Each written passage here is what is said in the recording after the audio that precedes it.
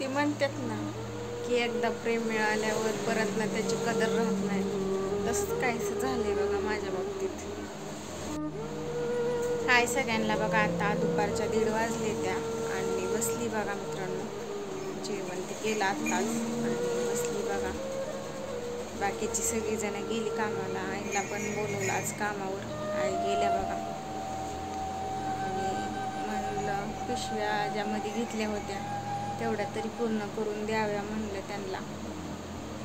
थोड्याशा राहिल्या होत्या दिवशी, तेवढ्या शिवल्या बघा आत्ताच आणि बसली बघा. सगळ्या झाल्या. आता इथून पुढं काय पिशवी पण घेणार नाही ना, काहीच नाही बघा मित्रांनो. ह्यांनी म्हणलंच होतं ना, ह्यांना काय आवडत पण नाही बघा. त्यांच्यासाठी मी काय काय करते, पण ते माझ्यासाठी काय करतात.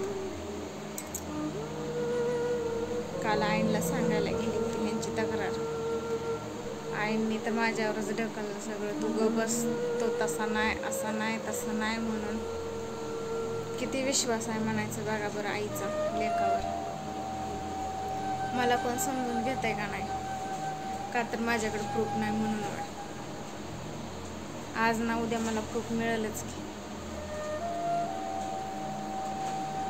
इतकं जे मित्रांनो मला आता इतकं वाईट वाटायला लागलं का नाही, काय बोलूच नका. काल तरी इतकं जे आनंदात होतं का नाही मित्रांनो, कामावर नाही येतानाच फोनवर बोलत आलं होतं.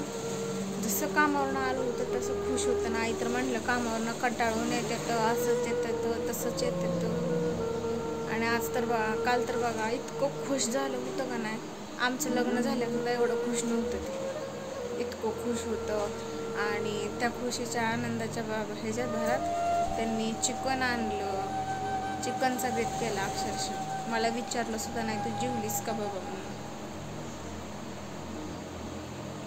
काय करायचं, मला तर इतकं जे टेन्शन आलं का नाही मित्रांनो, मला इतकं वाईट वाटायला लागलं का नाही. मला आता खरंच पश्चाताप झाला. खरंच मी फसली, मला ह्यांनी फसवलंय बघा मित्रांनो. आता तर मला खरंच वाटायला लागले की काहीतरी त्यांचं बाहेर चालू आहे. तरी पण मला अजून काही प्रूफ घावलेलं नाही बरं का मित्रांनो.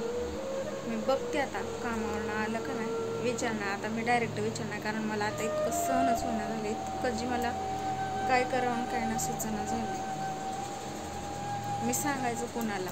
आईला सांगितलं तर आई अशा म्हणाल्या, मग आता दुसरं कोणाला सांगायचं सांग. आणि आमच्या सासऱ्यांना सांगायला तर सासऱ्या म्हणतात तुम्ही दोघांनी केलं, तुम्ही दोघंच बघायचं, आता करायचं काय. मस्त आम्ही दोघांनी केलं आहे. पण हे सारखं जास्त आमच्या आईंचं ऐकतात म्हणून मी आईंच्या कानावर घालायला गेली. आई पण अशा म्हणायला लागल्या. खरंच मला ना काय करावं काय ना सुचना झाले बघा. असं वाटतं कुठेतरी निघून जावं लांब. परत ह्या 2 पोरींचा विचार येतो. ह्यांच्याकडे बघितलं का सगळंच थांबतं जाग्यावर.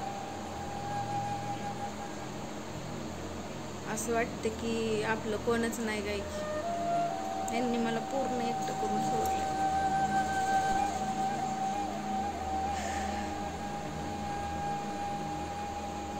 काय करू तुम्हीच सांगा मला.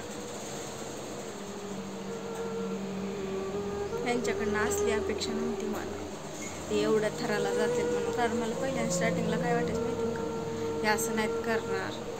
ह्यांच्यावर लय विश्वास ठेवला होता, पण ह्यांनी माझ्या विश्वासाचं पूर्ण चकनाचूर करून टाकला. काय करावं काय नाही. मला तर ना अक्षरशः त्यांनी इतका विश्वास दिला होता, इतका विश्वास दिला होता का नाही, लग्न झाल्यावर असं नाही, वागणारच नाही. घरातनं बाहेर सुद्धा निघत नव्हतं, इतकं भारी राहत होतं. आणि अचानकच मध्येच काय झालं काय माहिती. आता रोज बाहेर जायचं, उशीरपर्यंत यायचं नाही जे, आणि आलं का फक्त आणि फक्त मोबाईल बघत बसायचं. धड त्या पुरींना सुद्धा बोलणं झाले. पुरींनी काय केले ह्यांना सांगा बरं. एवढ्याशा लेकरांना काय कळणार आहे सांगा. लेकरांना सुद्धा ठेसपेश करतात. बरं मला करताय ती करताय, पण माझ्या लेकरांना का करताय, मला तेच समजणं झाले. आता ह्यांना मी एकदाच विचारणार, तुम्हाला नातं ठेवायचं आहे का नाही म्हणून. आता आल्यावर मी डायरेक्टली ह्यांच्याशी बोलणार, बघू काय म्हणते तो. एवढं हे असतेल असं वाटलं नव्हतं मला खरंच.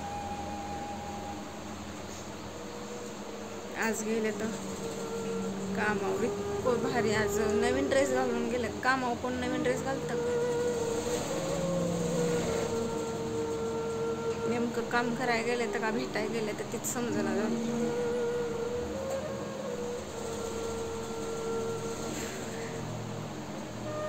काय करू काय नाही सुचना झाले मला, तर माझं डोकंच चालना झालं.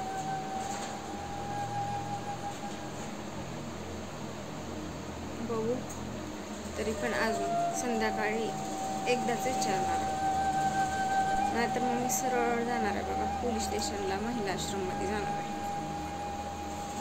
बघू, त्यांना जर हाच निर्णय घ्यायचा असेल त्याला मी काहीच करू शकत नाही. मग